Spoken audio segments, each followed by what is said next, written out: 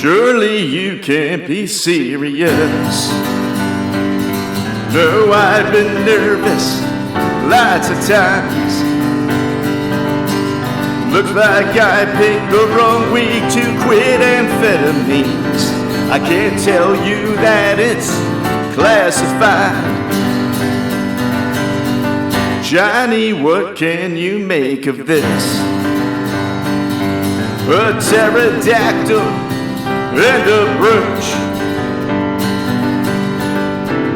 You can't tell me I'm a doctor.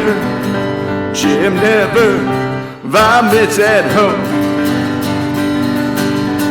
Don't call me Shirley. You can't take a guess for another 2 hours. It's a big building with patience, but that's not important right now.